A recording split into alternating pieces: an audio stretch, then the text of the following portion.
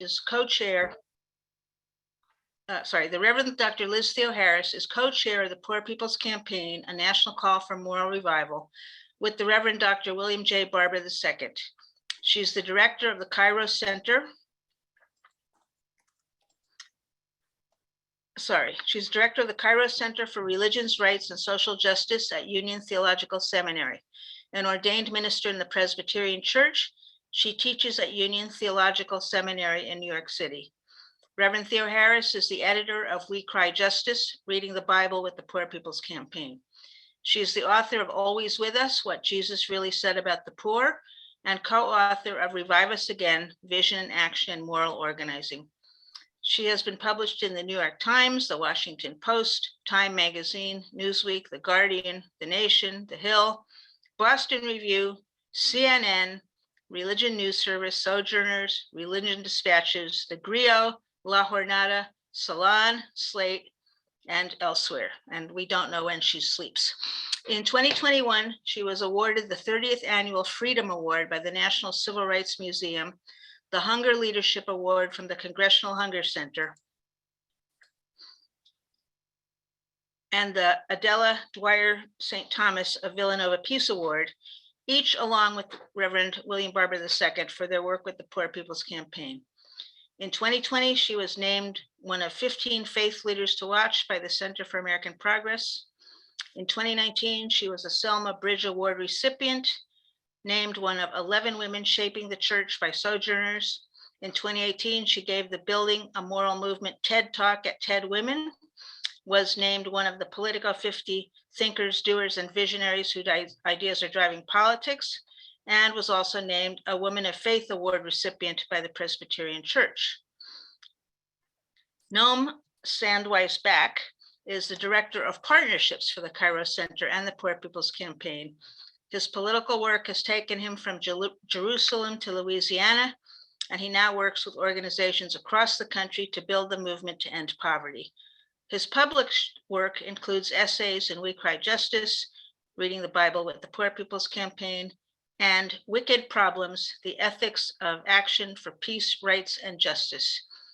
He holds a BA in Comparative Politics from Wesleyan University. And I just want to say, especially appreciate Reverend Liz and Noam for making time right now during this very, very busy mobilization period to be with us this evening. So thank you so much. Take it. Well, thank you so much, Jackie. And it's really good to be here among such amazing leaders and friends. And you know, I surely have words to bring, and we have mobilizing to do, but also just want to kind of step back and appreciate even what you were saying, Jackie, in terms of the significance, I think, of this moment and of these intersecting movements coming together to call for a more revival in the land. So, I mean, you know, we hit yet another milestone today when the United States of America, the richest country in the history of the world, passed 1 million deaths from COVID-19. And we know, 2 times to 5 times the number of poor people have died from COVID as richer people. And this in a week when we had the Supreme Court asserting the kind of lack of control and authority that marginalized people have over our lives and our bodies. This happening in a week that is International Workers' Day, a day of peace that is often not really celebrated in the United States, despite the fact that the call for May Day comes out of Chicago and the Haymarket Rebellion. And this, as our world approaches the closest thing to nuclear war and nuclear annihilation in my lifetime, and in many people's lifetimes.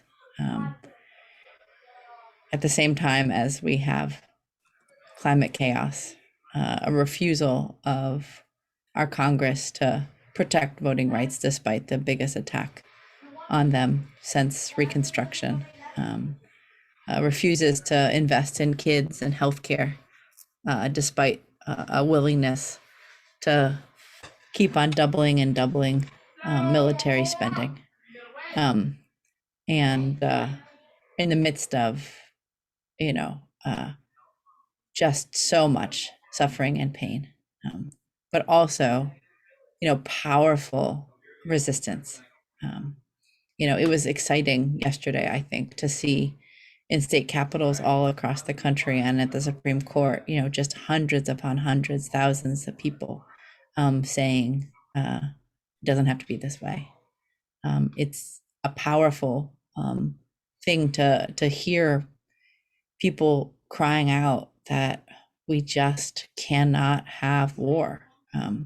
And some of the powerful demonstrations in Russia, in different parts of Europe, in different parts of this country, of folks calling for peace, and demilitarization and the ending of nuclear proliferation. It is powerful to have a really new labor movement rising, to have Starbucks workers organizing and Amazon workers winning unions, and low wage workers, uh, asserting that folks deserve to be able to afford all the essentials of life, especially if we're going to call people essential workers. And so I think it's that kind of pain and that power. It's that mourning and marching that I think we're seeing. That is what June 18th is about, and is what each and every one of us is connected to. And I think that's powerful and amazing. Uh, and indeed, as Jackie was saying, we're just going to figure this out as we go. We're building a plane as we fly it. We're making the road as we walk it. And we're, trying to come together in ways that, haven't really been done. And when they have been, there's significant barriers in the way. There's significant blocks. The idea that you're supposed to connect peace and environment, civil rights and human rights, the labor rights and gender justice. You can hear the kind of excitement in the background of my little people. But kids rights and the assertion that we can have clean air and clean water, and we can have it all. For those of you that tuned into the mobilization tour that we held in Pennsylvania and Philadelphia, we were marching, right through the center of Philadelphia, and we had a multiracial group of themusicologists leading songs off the back of a truck, and one of those leaders from a small town in Pennsylvania started to say, "What do we want? Everything." And I think it was just a powerful kind of cry in this moment, when so much is so scary, and so hard, and there's so much loss, to have, this assertion that it doesn't have to be.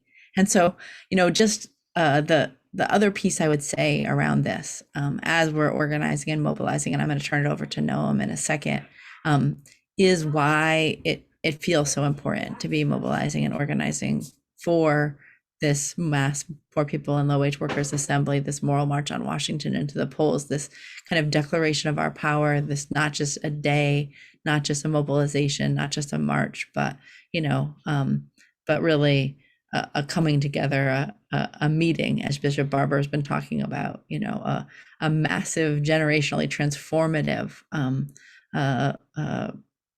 mobilization that can be about, emboldening us and sending us back right into our communities to do the long haul work of organizing and organizing and organizing. And I know I don't have to tell activists that are on this call about the long haul that it is, and the commitments that we may make, because already I'm preaching to the choir here, but I think it's amazing to imagine, the powerful work that everybody here has been doing, is doing, and will continue to do, and to see what it looks like when we then kind of put it together with all these other folks that are trying to do this work.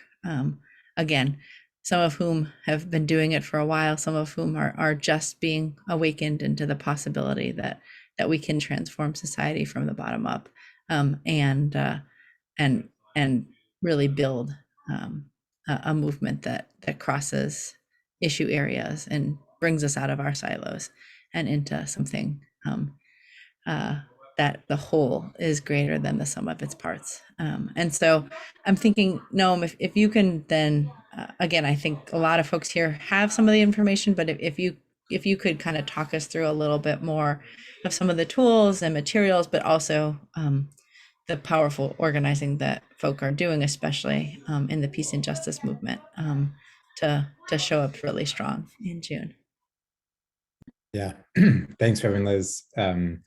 And Jackie, thanks for the introductions earlier. I think I know actually a lot of folks on this call, which is great, but I am Noam Sandweiss-Back, and help to coordinate and lead some partnership work with the Poor People's Campaign and the Kairos Center.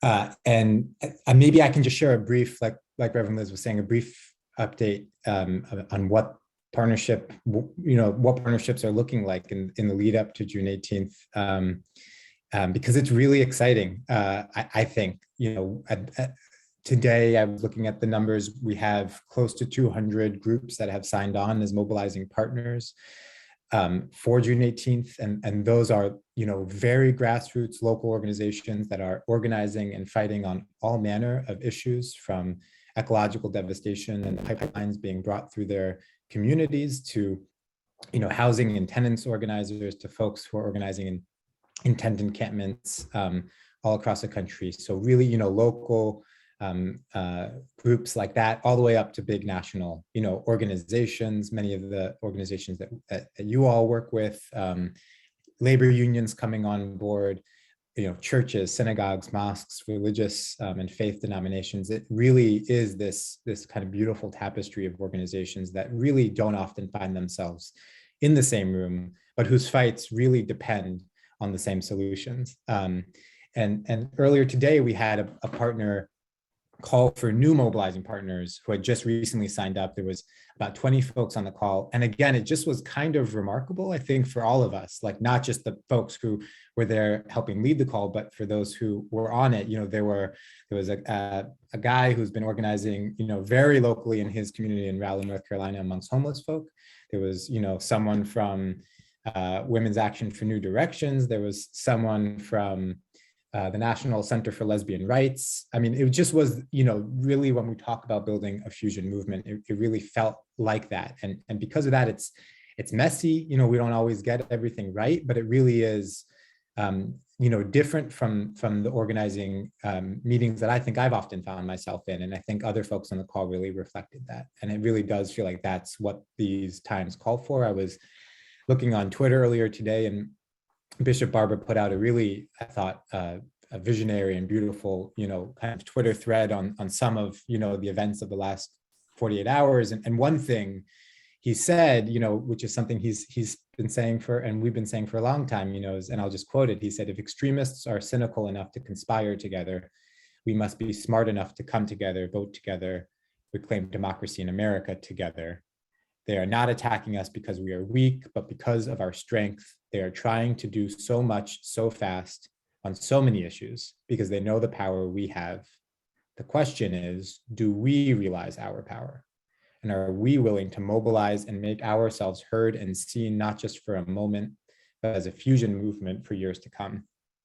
And I thought that just beautifully summed up, in so many ways, what the vision for this Mass Poor People's and Low-Wage Workers Assembly is for June 18th, and why so many, I think, organizations and partners and others are coming into this work. And so that's all really, what's grounding me right now.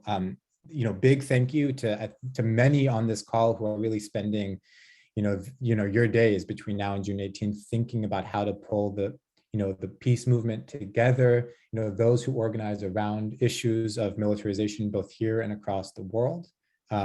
It's critical for this mobilization for all of us to see a large delegation and contingent of this movement present in the streets, vocal, visible. It's really important for labor to see that. It's really important for faith leaders to see that. It's really important for housing organizers and healthcare, workers and low-wage workers. I think it's important for all of us, and likewise for this movement to be standing side by side with those folks. So, I know that there are a lot of calls happening right now in anticipation of June, and so just a lot of gratitude for that. I think likely everyone on this call already is signed up as a mobilizing partner. But if you're not, I can drop a link in the chat that has, our mobilizing partner form. It's very simple, pretty straightforward. When we say mobilizing partner, we really mean mobilizing partner, which is to say the ask is really just about mobilizing, all of our collective networks and people to come to DC to think about what it could really look like to fill buses, car caravans, and the rest of folks to come to DC. And for those who can't make it to DC, to stand in solidarity, to tune in online if they're able to, but really as much as possible, drive as many folks as we can to Washington, DC. We really know that we need this day as the kind of declaration it can be to be large and really assertive and so that's a key ask for all of our partner organizations. And I think a related one is to then share this forum with everyone all the organizations that you work with, to encourage and recruit those organizations in your network to think about the same. And I know a lot of folks on this call, from Denise to Jackie, to others, to George, are doing that work, to Leo with Code Pink, just really trying to galvanize the organizations that you work with to make a commitment to bring their people to DC. And so just wanting to affirm that, to thank you all for doing that, and to just ask that we continue to do that over the coming weeks. I think the next 3 to 5 weeks are just a really critical time period. We're just about 7 weeks out, and so getting folks committed now, so that they've got enough time to make their plans to get to DC, I think is really important. Probably everyone on this call already knows, but we're working with a bus program called Rally, RALLY, and I'll drop the map for that as well. There's a way of coordinating hundreds of buses from around the country. And so as you all are working with your members and other organizations, if folks have buses, if folks have vans or cars, and they're already thinking about how to fill those up with people, that's great. But if they just have people and they don't know how are we bringing, our 10 folks from Columbus, Ohio to come to DC, one way to think about it is to check out the Rally website. There are hundreds of buses currently registered on the site, and folks can essentially reserve themselves an individual seat on a bus. So if you had those 10 people in Columbus, they can get on a bus, and that bus hopefully is then filled up with other folks coming from that city to Washington, D.C. So it's also just a great organizing opportunity to connect with people, as you're traveling to and from Washington, D.C. So just wanted to remind folks that tool exists, and that we really are encouraging folks to sign up as many people on buses right now as possible. Let's see, maybe just the last thing to say is, I'm sure folks have just questions about what the weekend itself will look like, and just maybe in the broadest sense, just to, share a quick update, on, folks will be coming in, through the week, but I think a real critical mass of folks coming in on June 17th, that Friday, and that morning, June 18th. We'll be having a large meal in DC, I believe at Freedom Plaza, though Reverend Liz, correct me if I'm wrong, on Friday evening. And everyone is invited and welcome to join that. A memorial service following on the Mall to, especially memorialize those now over 1 million people who have died during the pandemic, but the many more who have also died over the decades from unnecessary conditions of poverty. And then on Saturday, we'll be meeting between 9 and 10 a.m. at 3rd and Pennsylvania Ave, right near the U.S. Capitol. and gathering for this march and assembly to kick off, sometime just after 10 a.m. So, that's what we're looking at. So, having folks in place in DC to be able to gather, for really first thing 9 a.m. to 10 a.m. Is critical. And so, factor that into your plans and into your folks' plans as you're thinking about travel and coordination. Maybe that's all I'll say for now. We probably have already run over time, but yeah, I'm happy to stick around it and answer questions if folks have about any of those pieces. But for now, maybe I'll pass it back to Jackie. Okay. Yeah, actually, no, man, Liz, you're way under time. So if there's anything else you wanted to say, you can. Otherwise, if you are able to stick around for a little bit, we could just hear some brief reports from some of our member groups and allies and then open up for Q&A. But if you have to leave sooner, we could do some Q&A now. What's the situation? I'm okay staying. Okay, great, wonderful. Thank you so much. Okay, so what we wanted to do now was to just try to, what we're trying to do is to really facilitate, coordinate, build a sense of community among the peace groups to really come together in a big, visible, supportive way. So what we did was we invited some folks from our member groups and allies who we know are working on June 18th, and we want to ask each of them to just spend about 2 or 3 minutes telling us how they're involved with the Poor People's Campaign and what they're planning. And we put them in the organizationally by alphabetically by organization. So I'll just read it in order. Back from the Brink Campaign, that would be Denise.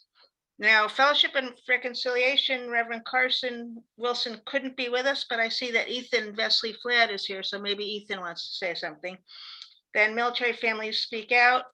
I don't see Kevin from Peace Action, but George, I don't know if you can say anything on Peace Action's behalf. Veterans for He'll Peace. be here by the time he needs. Oh, he will.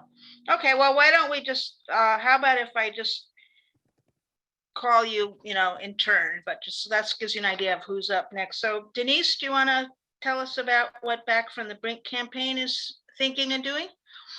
Sure. So far, I think many of you were on the webinar that we had on April 20th for the people from the peace and disarmament community.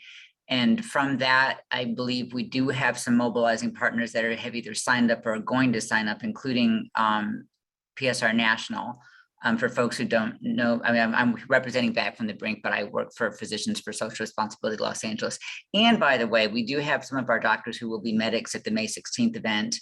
Our board president, our board vice president, some students from Kaiser Medical, and then somebody from our office, I think, hooked you up with Nancy with the Extinction Rebellion or Ground Game Alley, one of those two. So, but anyway, PSR National is going to, if they haven't yet, I know that they intend to become a mobilizing partner. And I believe some of the other organizations within the sort of loosely titled United Against Nuclear War will too, at least according to meeting minutes. We sent out a blast to our individual supporters a day ago to It's All a Blur. We're doing another more focused email to our organizational endorsers, the ones who we had invited to the April 20th, and drilling down a little bit. And then we planned some individual outreach with some of those, particularly the folks that we know are would be a little easier for them to get to DC. So that's what we have done so far. And again, the next step for us is to drill down a little bit more on our list. When you send things out on MailChimp, it often goes into spam. People don't get it. So we just want to make sure that some folks that we want to be there and that we think would be good mobilizing partners did in fact hear from us and do that by reaching out to them individually. And then very much interested in working with you all and with Code Pink on what's happening on the ground. I know that's still in formation, but we keep getting asked about that. And so there's a great response that you had. We have steering committee to get things through, and I think that's all going to happen just fine. So I think that's 2 minutes. That's what we're doing. And maybe some you all will have some ideas or tell me what you're doing, and we'll be able to copycat you and have some synergy on creative mobilization ideas. Thank you, Denise. Perfect. Exactly 2 minutes. And I just want to say that Leonardo from Code Pink is going to speak after you all to spell out in a little bit more detail what Code Pink's proposals are for coordinating all of us. So next, Ethan, are you ready to speak on behalf of Fellowship of Reconciliation? I'll do my best. Wonderful. Yes, Nice to see you. Great to see you. I think the last time we saw one another, Jackie, was at the PPC mobilization Yep, in DC with I think Terry. that's right. And sorry I'm late, everyone. I was out with my young kids at bringing them back from a birthday party. So doing that parenting thing. Glad to be here. Yeah, my colleague Jason Carson Wilson, our field organizer, he's been doing a lot of outreach to a lot of our chapters around the country, connecting them particularly to the state coalitions. Just this past Saturday, I joined the spring assembly for the Washington State FOR network, our members out there, and they had their spring assembly, a big presentation from the leadership of the Washington Poor People's Coalition. I'll be on with our national chair tomorrow, who co-chairs or tri-chairs the Ohio Poor People's Coalition. So we're definitely trying to do a lot of the organizing at the state level in terms of our base, getting people connected in terms of the work that's happening around the traveling that Liz and all that your team are doing all around the country. And we'll be doing as much as we can in terms of mobilizing folks to be there on June 18th. I'll be there along with, I know, a number of our other leaders. A lot of our folks are out on the West Coast and won't be doing the trip, but we'll try to support in other ways to strengthen as much as possible. And yeah, I guess that's just sort of a quick overview, but we'll be lifting it up a lot through social media. I'll end with that. Great, thank you, Ethan. So next up would be Military Families Speak Out. Pat?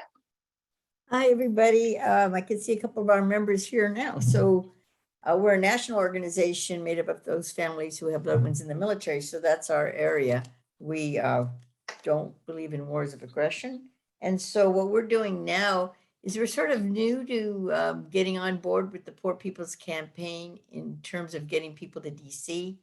We've been making little inroads over the years, getting our board members connected with their local area leader. But in our region, we worked with our own group to do some momentum building. And so recently we worked with it would fit in perfectly to do the Beyond Vietnam readings that we did in our area. And that got a lot of people excited in our groups. And then we are lucky this is the week that Dr. Barber was here. We're supposed to be here at Chapman, but his plane got canceled. But we got people there and we were tabling and doing all sorts of stuff with outreach in that area. And now we're working on getting a bus because he'll be in LA on the 16th. So that's another opportunity for us to fly or reach out, talk to people in person about getting up to DC. So those are the sort of things we're up to. And very excited about getting over there to DC. There's 4 or 5 of us that are going to be there for sure from MFSO. Wonderful. Thank you so much. So I see that Kevin Martin has joined us. Kevin, can you give us a couple minutes on how Peace Action's involved with Poor People's Campaign and what you're planning for June 18th? Sure. Let me just say, first of all, sorry, I was on a Zoom about Ukraine, and I'm also watching C-SPAN, where the Senate unfortunately passed the Lankford motion to instruct, which is going to be a very difficult, maybe even poison pill for the Iran anti-nuclear agreement, unfortunately. So sorry with that bummer introduction, but I'm multitasking like crazy. I actually had 3 Zooms all starting at 8 o'clock tonight, and I'm missing one of them. So Peace Action a couple of years ago intentionally scheduled our national organizers meeting and lobby days to be in Washington right after the Poor People's March, intentionally so that we could participate and that our folks from all around the country could come to DC, participate in the march, and then do our national event. Now, of course, COVID had other ideas. The online event that the Poor People's Campaign did was great, and we promoted that. So we don't have the exact same thing to line up, but the point is, that's the kind of decision that Peace Action makes when we want to really help support an event. We did a similar thing a few years before for the People's Climate March. So on our call, we have a call every other week, every other Friday with our affiliate and chapter leadership from around the country. And I'm very pleased to say that a lot of our chapters and affiliates from the Eastern Time Zone, and I think some from the Midwest as well, are planning to come to Washington. And we hope to have a Peace Action contingent. And I guess there's going to be a larger Peace Hub or Peace contingent that we want to be part of. And I think for our supporters, and especially for our leadership, our grassroots leadership around the country, the Poor People's Campaign is such a welcome vessel for us to help promote and build and participate in at the national level and also the state level. I know a lot of our affiliates participate at the state level. And for me, just looking at history a little bit, this is at least the third iteration of the Poor People's Campaign. And I think this is the most successful and that's no disrespect to Dr. King, and if he had lived, who knows, whatever. But this is at least the third that I'm aware of iteration of the Poor People's Campaign. And I think it's the strongest and has the most legs and most potential for ongoing work. And I think when we look at the message that we're going to be sending in DC, it's not just about connecting issues with our analysis and connecting constituencies and all that kind of thing. It's also, I think, a celebration, or hopefully will be a celebration, of how we are stronger together when peace and social justice and environmental justice, racial justice, etc., folks are working together, as we often don't get to, because the problems in our society are so huge and we're often in our silos. But my experience is those silos are harder at the national level. At the local level, often people are not so divided in those silos. So we're excited to be a mobilizing partner. I think that's what it's called. And we're going to be doing everything we can to get our folks out and being part of the Peace Hub. And the timing is great. The need is great, of course. That's why you're all here. And I'm very glad that Peace Action folks are responding so well to the call to promote June 18th. Okay, thanks, Kevin. And thanks very much for squeezing us into your schedule. So next we'll hear from Michael McPherson, who is speaking, I believe, on behalf of Veterans for Peace. And it's wonderful to welcome Michael back. He was a national organizer for UFPJ for several years. Hi, Michael. Hello, hi, everybody. It's great to see a number of people that I know. Thank you to Reverend Theo Harris and Noam for being on here today. I could name a bunch of people, so I'm just gonna say hello to everybody. So I have to be honest, I've kind of like not been as involved because when we're the executive director or something, you step back because you don't want people to be confused. So I've kind of been roped into for this, but I did talk to Garrett Rappenhagen today, who is the current executive director of Veterans for Peace, and he's very excited about Poor People's Campaign. VFP has been involved since the launching of it. Most recently, as Kevin said, this is the third iteration. And I know a number of our members have been working very hard. I know Garrett plans to be there with however number of veterans he can get together. So I'm not sure if we're a mobilizing partner or not. I just texted him to ask that question. I'll find out and see exactly what we're doing to promote it. But I do know that we're going to be there. And I don't really have anything else to say because I think everybody here knows just how important this is. Years ago, I guess I am have something else to say. Years ago, I talked about what I call a full spectrum movement, and the fusion movement is pretty much the same thing. And there's just no way that we're going to be successful unless we do have this full spectrum movement. And we look at the past 2 days, really, you can see that there's another full spectrum movement gathering steam. And unless we're there to step in front of it in the force that we can, because we are really, I believe, the voice of the people in a real way. Our country is not going to look like what we want and need for it to look like. So lastly, I'll just say the peace movement doesn't have to build this movement. It's there. We need to join it. But all of us need to be what we want this country to be. And that's a hard thing to do. But the Poor People's Campaign provides an opportunity, because when you struggle together, you get to know each other, and you learn how to live together. And that's what the real deal is. So thank you very much. Thank you so much, Michael. And I just think it's really powerful to be hearing all these different voices, even though we're all voices sort of in the same silo, but we're not together all that often. And it's very powerful to hear in each person's words their expressions of their feelings. So we will wind up this section with Women's International League for Peace and Freedom, and that's Emily Keel. You there, Emily? Yeah. Yeah, can you hear me okay? Okay. Mm-hmm. Great. Thanks for asking me to attend. I'm especially grateful to learn more about the work of a fellow peace organizations that are here tonight. It's a difficult time for people who believe that the world peace is an actual achievable choice. You can only say that this is no time to rest, for sure. I'm excited to be the liaison between the Women's International League for Peace and Freedom and the PPC. For some years, our organization has followed Reverend Barber, who is an Eastern North Carolina native, as I am. We became a partner in the campaign in 2017.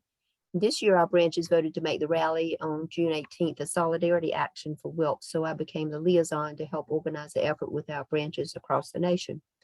From the Moral Monday days on, we in the Triangle Wilkes in North Carolina have valued his leadership and participated in his campaigns for justice, equality, and somewhere along the way, I realized that whoever we are by economic class, gender, race, or ethnicity, we are, as Dr. King said, caught in an inescapable network of mutuality. Whatever affects one directly affects us all indirectly. That explains why when we lift from the bottom, everybody rises, something that motivates many of us to keep organizing. Our rally on June 18th will show a new power and a new force that will not let our nation rest until we win equality in wages, education, healthcare, housing. And we are really on board with trying to do that. We know that showing up increases the power and hastens the success.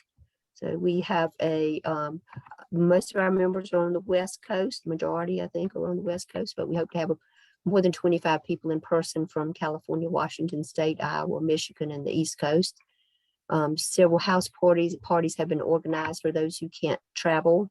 So that's kind of a neat thing. They have to get an early start on the West Coast, like at 9 in the morning, or actually, 7 in the morning, actually, to see that, but they're committed to doing it. We look at how powerful the Women's March in 2017 was and the phenomenal power of Black Lives Matter protests in 2020. And we intend to come together for this movement and demonstrate that kind of power and more, because as Reverend Liz says, if we truly want peace, we must work for justice. And we know it's our duty to act, and we hope to see all of you there. Thank you so much, Emily. Again, really powerful to hear all these different voices. Very, very inspiring and energizing, I think. So we want to turn it over to Leonardo from Code Pink now to tell us what Code Pink is planning, because Code Pink is offering a plan to bring us all together in Washington. And then we'll follow that up with some Q&A and discussion. So Leonardo?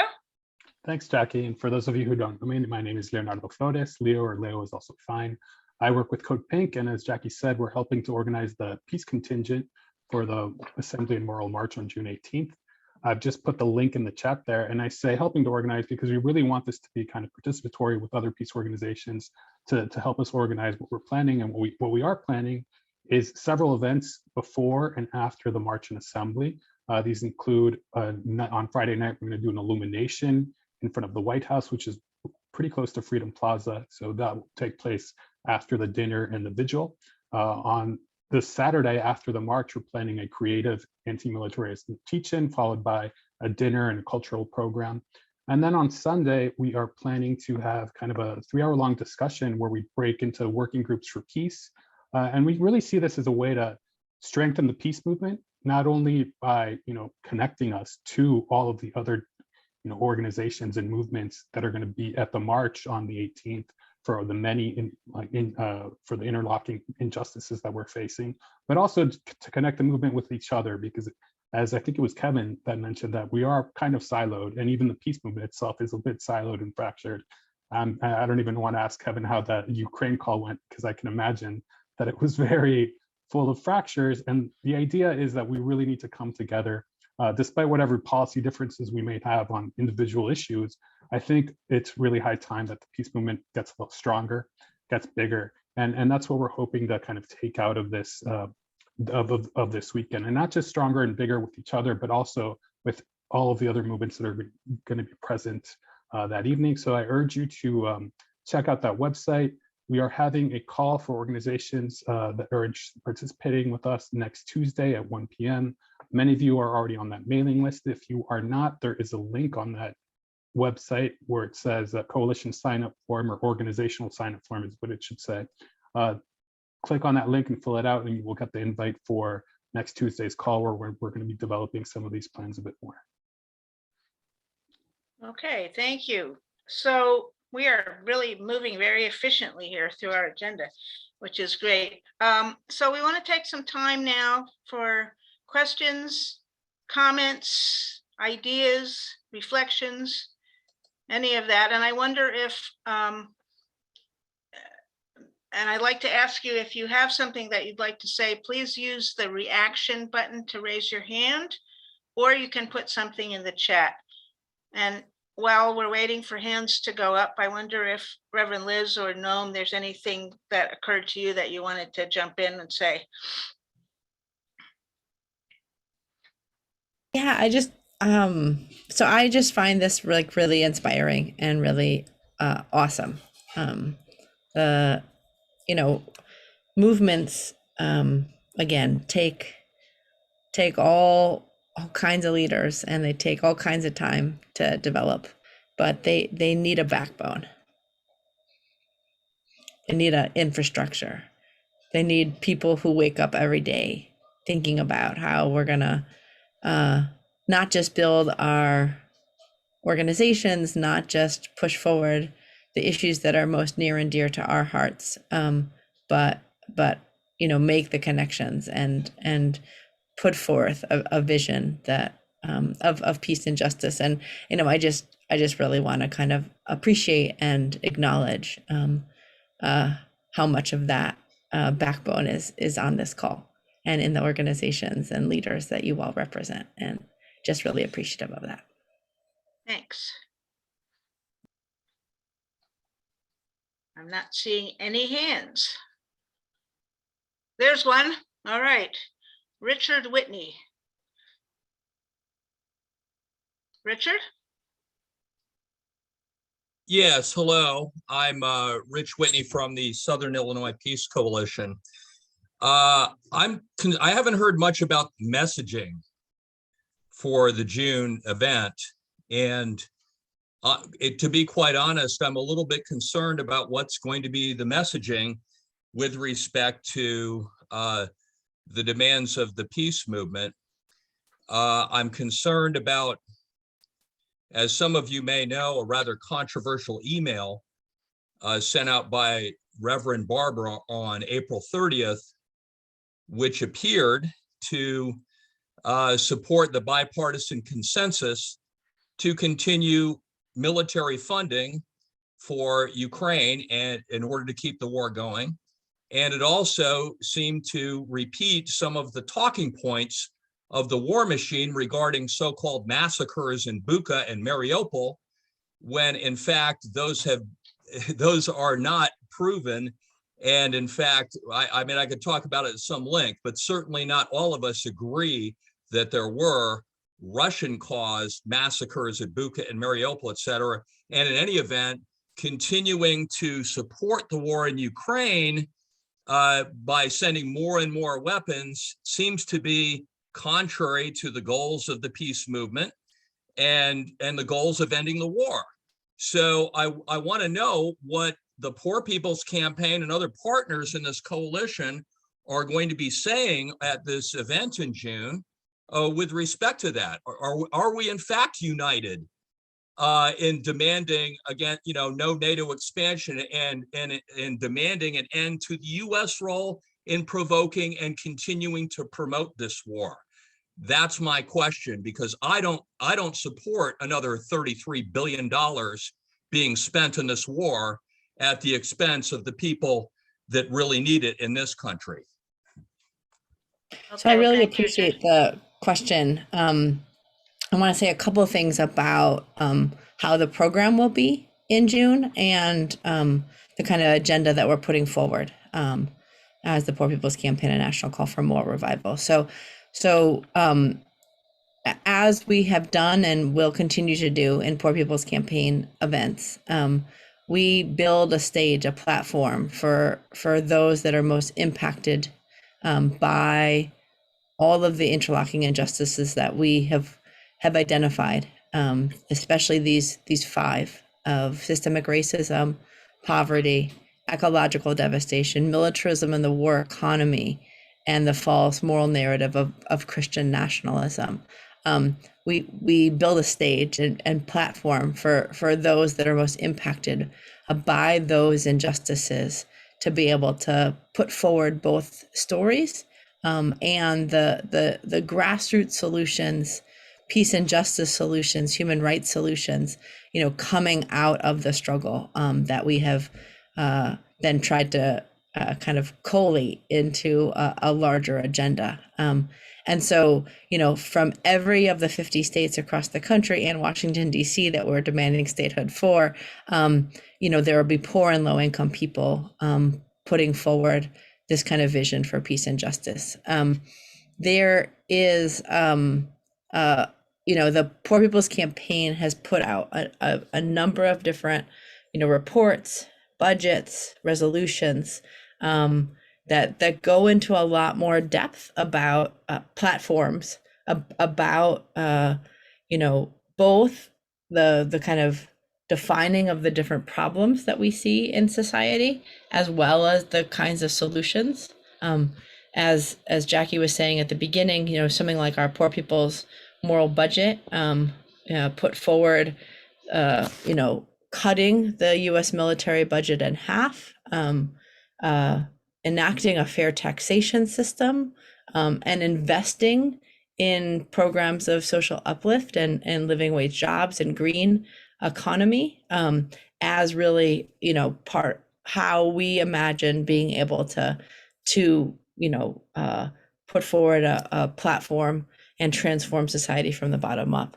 And we will be kind of continuing to put forward these 14 policy priorities at the June 18th Assembly. And those are everything from centering and prioritizing the 140 million poor and low income people who are hurt first and worst, by climate chaos, by war, by low wages, by attacks on healthcare.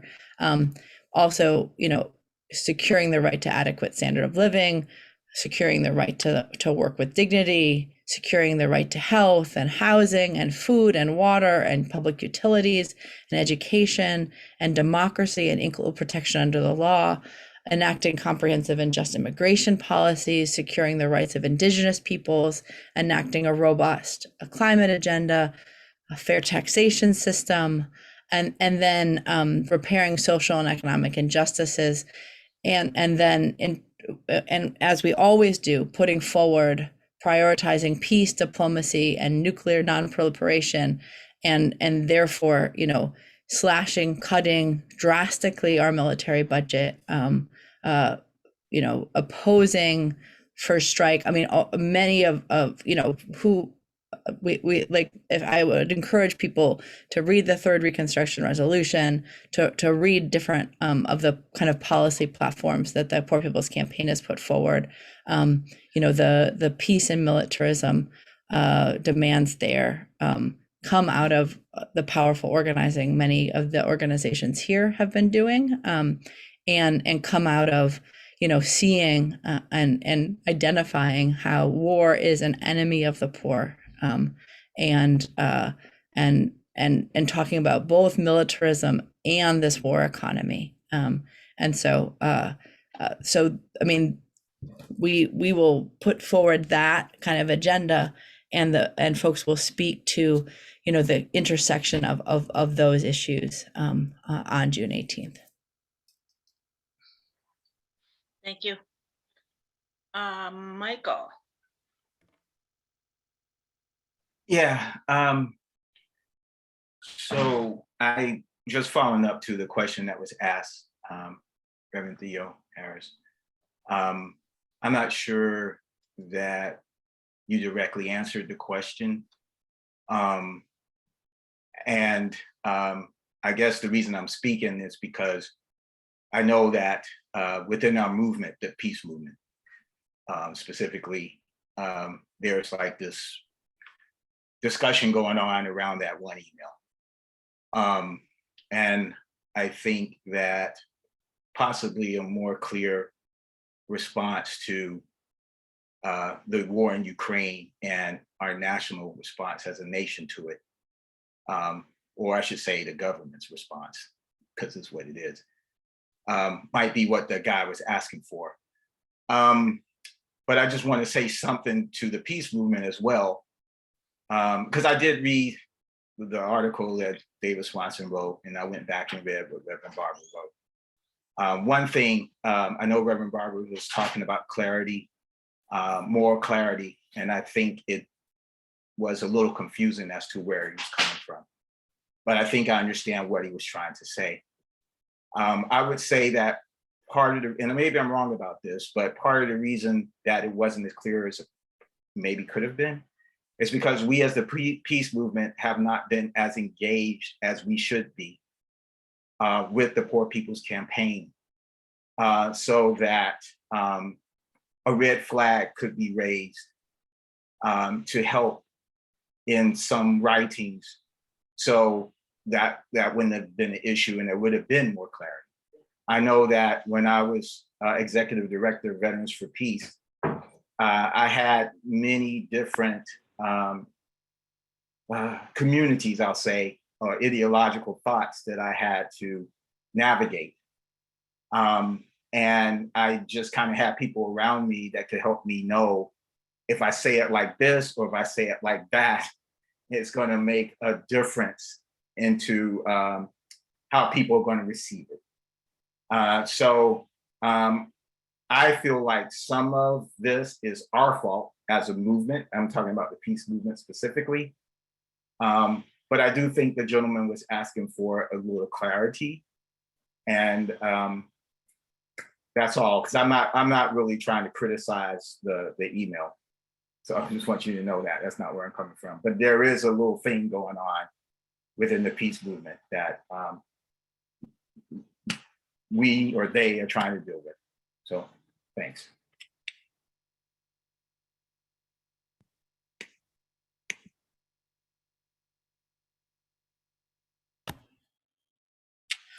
I mean, I can jump in. I think I'm somewhat familiar with the conversation, and I also know that we as a Poor People's Campaign officially have put out only one statement about the war in Ukraine, and it was at the very beginning, and are having conversations about the question of how we connect. People are asking us how we're connecting this with Roe, how we're connecting this with a lot of issues that are going on, including this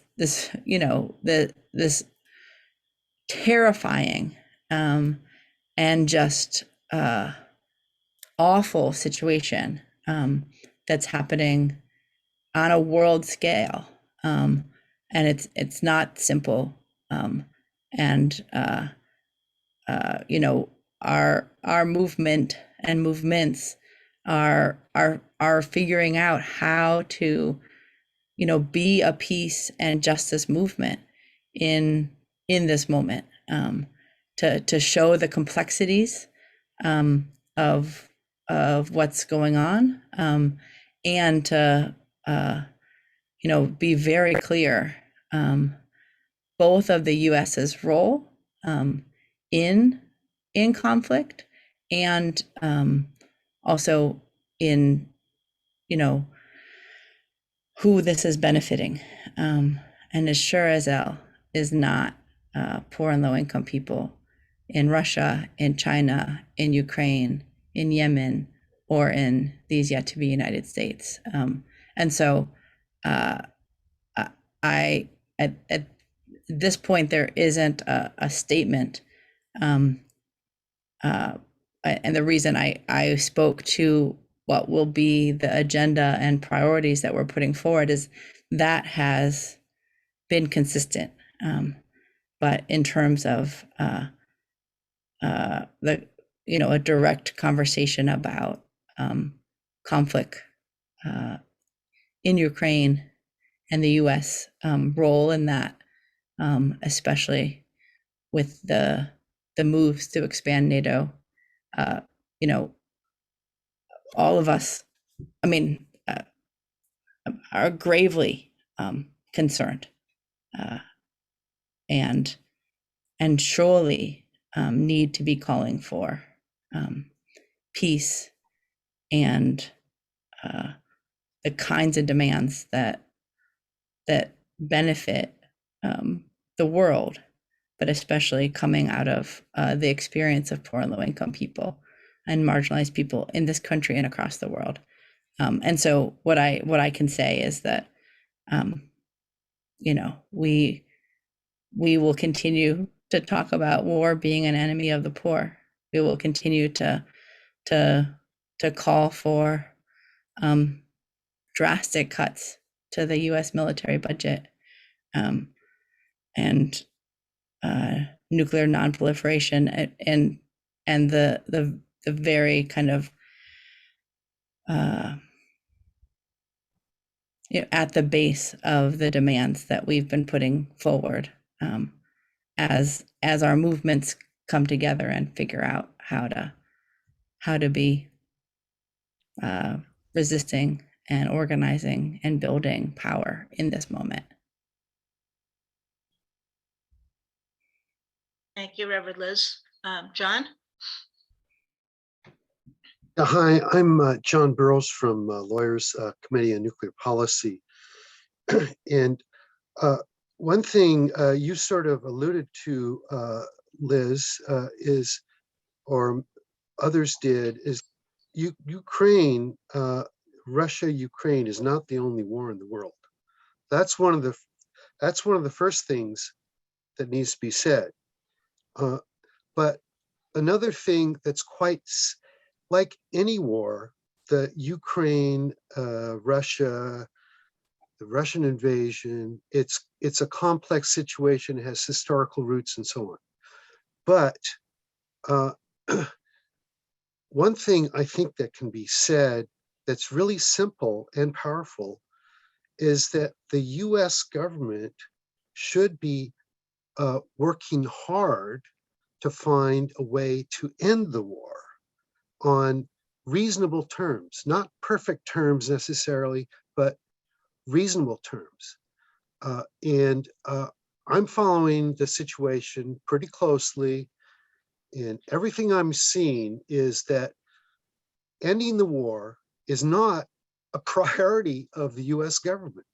And, we're hearing absurd things, in my opinion, like Nancy Pelosi going to Ukraine and saying victory must be our objective. So I would suggest that for all of us, but maybe for the campaign too, that could be a simple thing to focus on. Okay, thank you, John.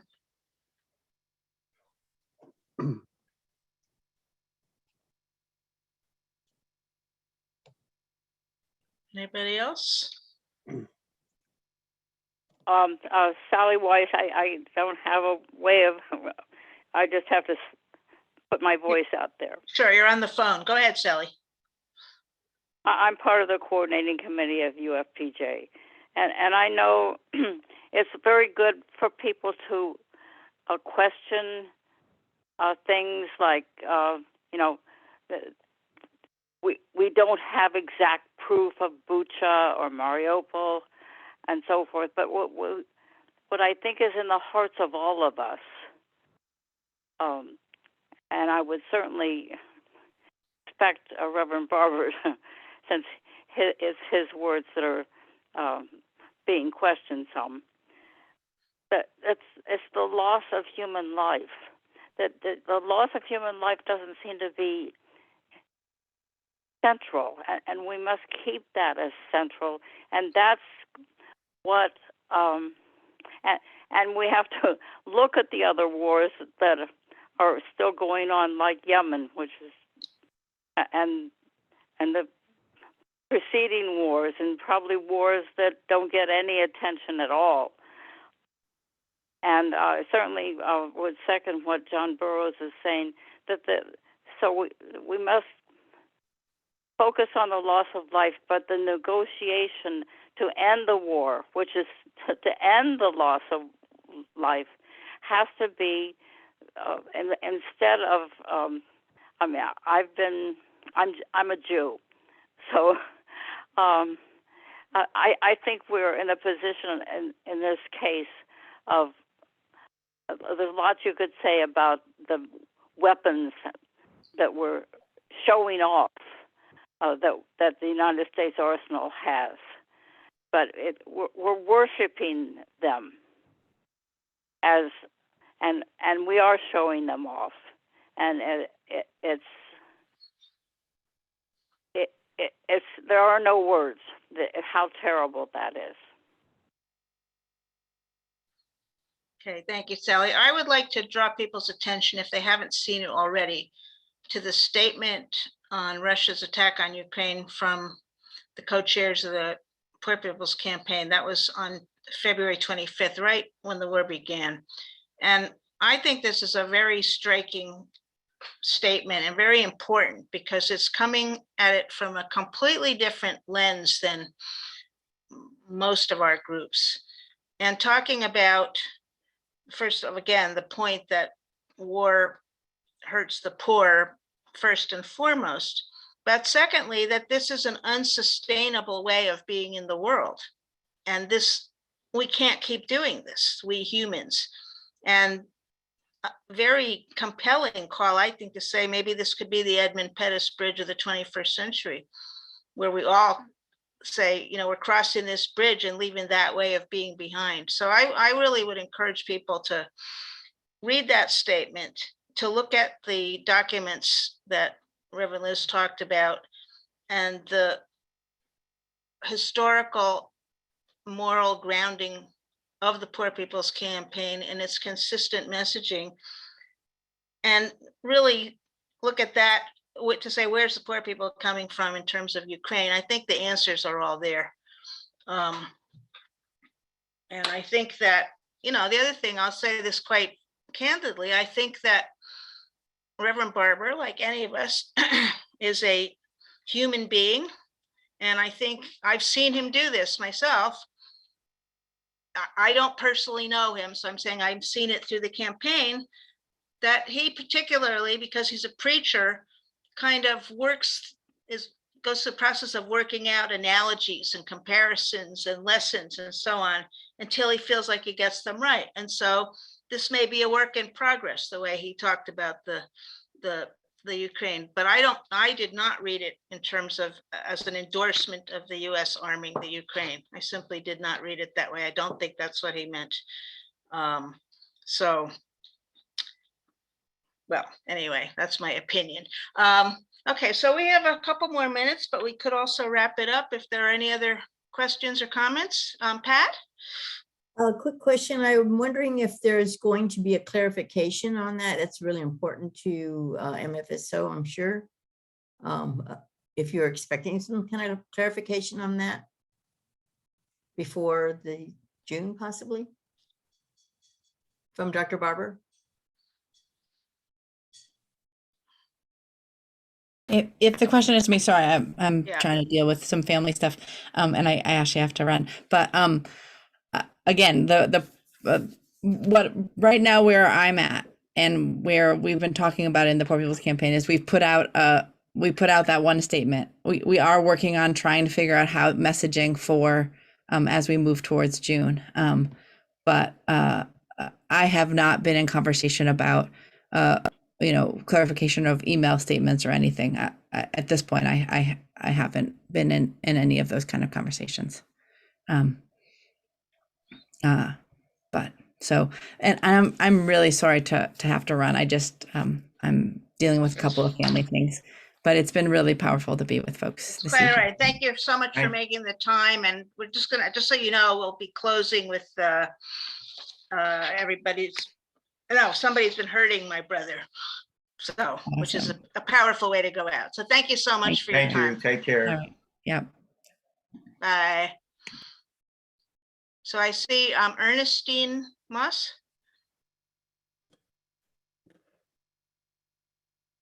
Are you there, Ernestine? Good evening.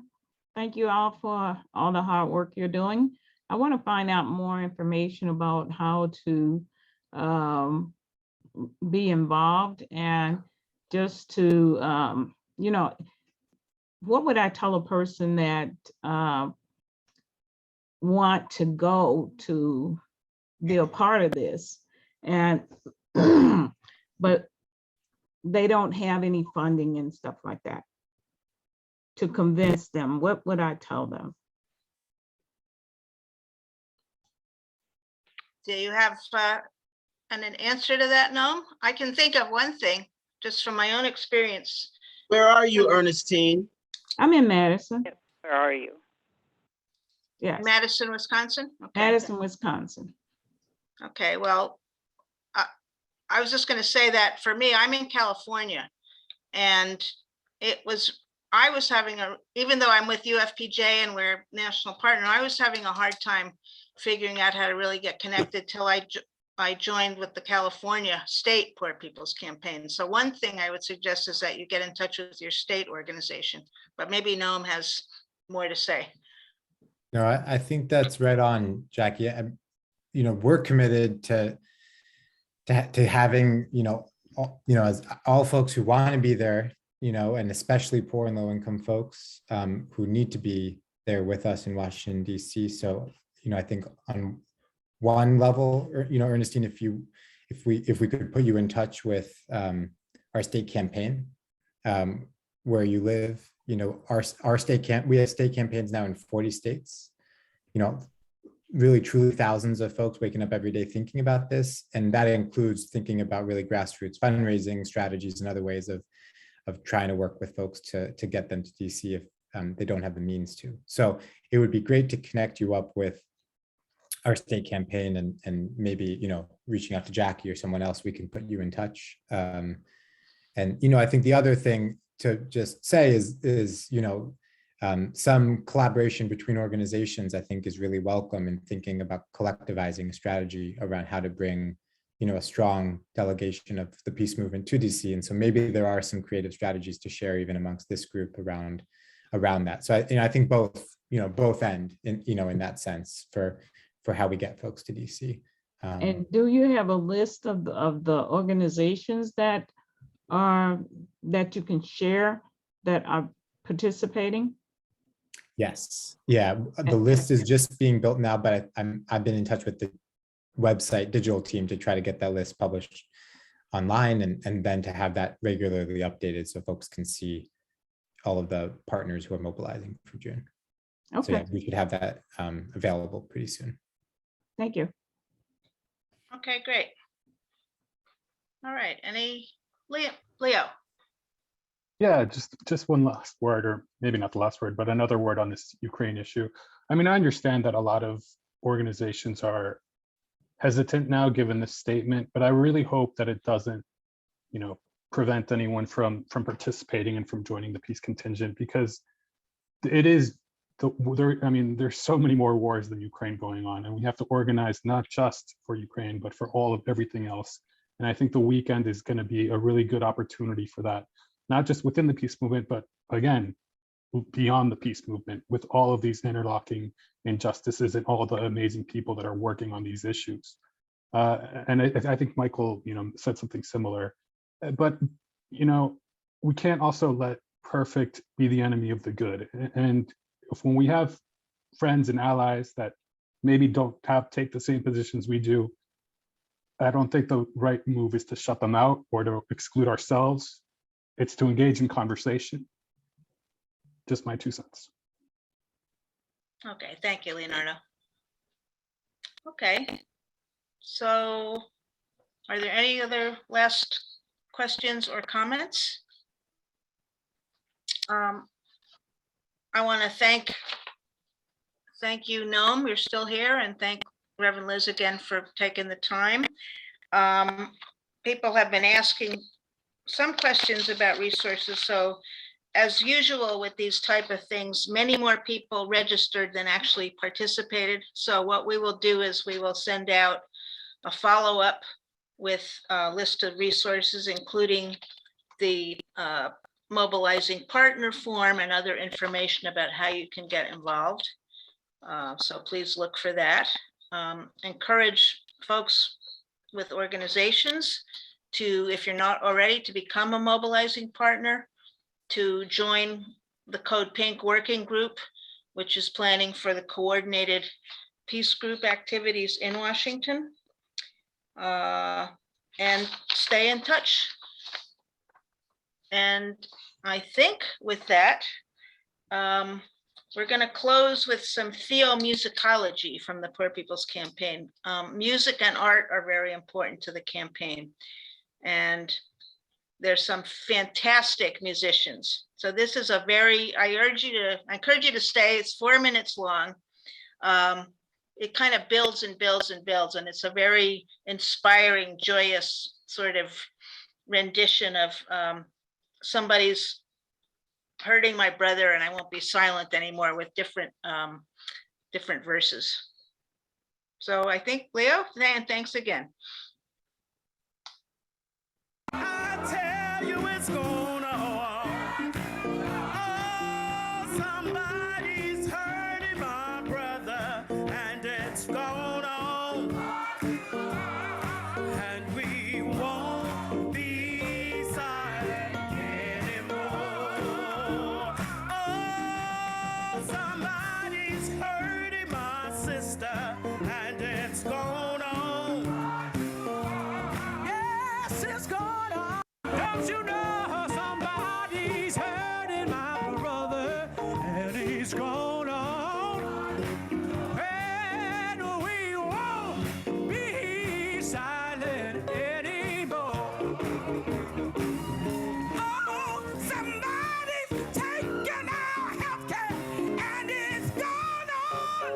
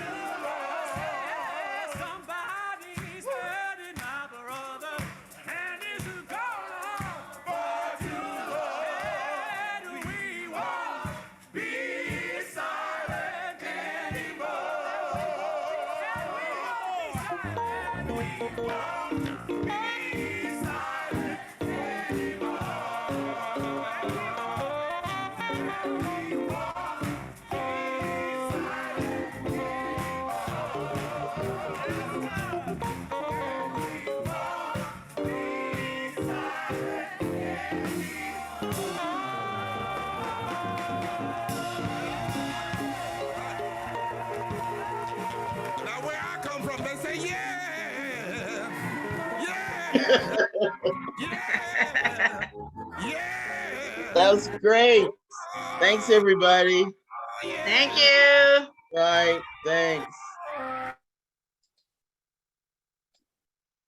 Bye, everybody.